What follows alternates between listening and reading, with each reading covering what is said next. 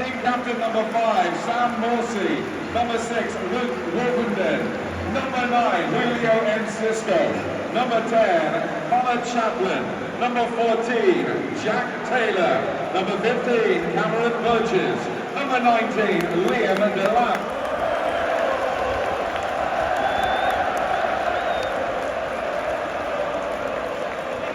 Toffee TV is the match reaction. Everton 2, Ipswich Town 2 at Goodison Park.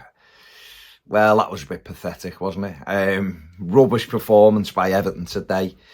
Blew a 2-goal lead. It was the easiest opening half an hour we've had all season. And then, before you know it, Ipswich are back in the game. And really disappointing. You know, we wanted to go off, sign off from Goodison Park with 2 home wins against 2 relegated teams. 2 teams that haven't been good enough all season, and we've not been able to do the first part of it and beat the first one. And David Moyes, I'm sure, will be bitterly disappointed, but you know, the performance was so poor second half. I'm not sure Everton had a shot at goal second half, which is absolutely unacceptable, really. And listen, I know that it's one of them, it's the players are on the beach. There's nothing to play for, but you still have to go out and do your jobs and get the results that you need. And we've been way off it today. And I imagine the manager will have a clear indication now of what players are capable of. And today there wasn't too many. I think that he'll be overly delighted with, that's for sure. He brought, you know, the team: Patterson, O'Brien, Branthwaite, Mikalenko. Midfield, he had Garner and Idrissa Gana-Gueye, and then Alcaraz came into the side, and we had McNeil coming into the side, and then Jai off the left, or sorry, behind the striker as he started, and Beto up front. No Decore. Adelaide Decore must have been injured. I've not heard why he wasn't in the squad, so he must have picked up a knock this week, so he wasn't there today. And Everton started okay. You know, they were knocking it round, obviously had more of the ball, which you'd expect. Again, though, it's the same thing that's been there all season. It's the final third. When they get into it, there's not enough invention. We work some really good half opportunities, if you like, or the opportunity to get in. And the final ball's dreadful. They had a cracking little move, and we had Nathan Patterson on the end of it. And he got caught between throwing it across or having a shot, and basically side-footed at the goalkeeper when really should have took a touch and just hit through the ball. And, you know, we'd get in round the back, and then Jai couldn't find players when they were in the box. And this was the sort of story of it, really, until we put in one quality ball, and that was Carlos Alcaraz. Good little move. It was kept alive. Ball back to Alcaraz. He whipped in a tremendous ball, and it was a lovely glancing header by Beto to give Everton the lead. And they deserved it at that time, no question about it. Ipswich come to life a little bit, with Enciso had a couple of shots, but nothing really. And then Everton got a second goal, you know, good play. We worked the ball out to Dwight McNeil, and he gets a bit of space in it, as Dwight can do. We know that sort of his main strength is if you give him time, he can hit a good shot, and he hit a swerving shot, which caught the keeper by surprise, and it was 2-0.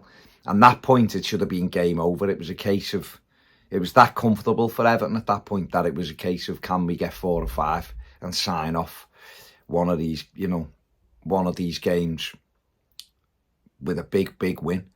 You know, we had another good little break straight after the goal, which good 1-2s and incisive passing, and Alcaraz just couldn't divert the cross. Keeper got there before him for 3-0.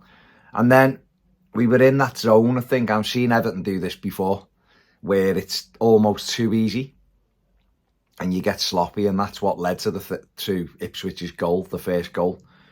We have a good ball, good bit of play, good bit of play, and Jai gets it, goes into the box, and it's a blind pass. He's got so many choices. He rushes his pass, gives it away. Ipswich counter, and the ball comes to Enciso, and Idrissa Gana-Gueye gets too tight, but he's turned far too easily, and he really should drag the player down. He doesn't. He falls over and Enciso takes it on. No one comes to charge it down. And it's a brilliant goal, don't get me wrong, after that. It's a tremendous strike in off the underside of the bar. Dipped. Pickford had no chance, and it's 2-1. And then the feel around the ground changed then as well. You know, everyone had been a little bit just calm and relaxed, and it was comfortable. But you want Everton to go out with a dominant performance. And we got to half time, and I was expecting them to come out fully charged second half and really go for it, and they didn't. They were so flat, it was untrue. We come out, there was nothing. Like I said before, we didn't have a shot at goal.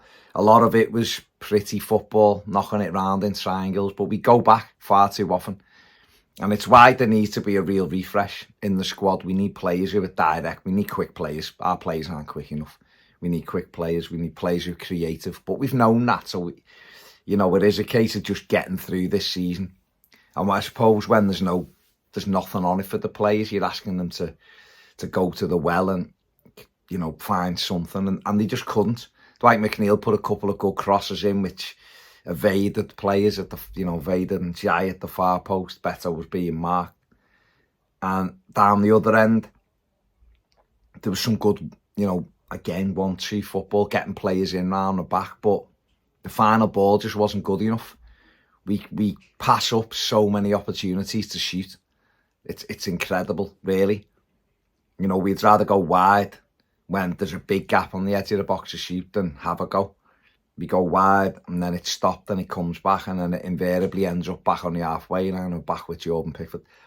And that's where all the work has got to be done. It's where all the money has to be spent in the final third, getting good quality footballers. We need quality in midfield to get hold of the ball, put the foot on it, and we just didn't have it. David Moyes thought he should have made his changes earlier. Brought Dominic Calvert-Lewin on. Jack Harrison, but they had no real effect in the game, and the game was quickly levelled up. Nathan Patterson, my opinion, was fouled. The referee, I've got to say, he was absolutely woeful from start to finish. He had a shocker, absolutely horrible game the referee had today. From booking Delap and O'Brien in the opening minute or whatever it was, to then Delap going and committing a foul, which was a yellow card, which should have seen him red carded. He didn't. He bottled that. But he shouldn't have booked him in the first place. He should have grabbed them and said, lads, the game's just kicked off, pack it in. He was pathetic. He made a game without any bad challenges look like a real bad, tough game to referee. He was terrible, and he wasn't helped by the lines when he was below me on the Bullen side. He was woeful as well. But Patterson's taken out.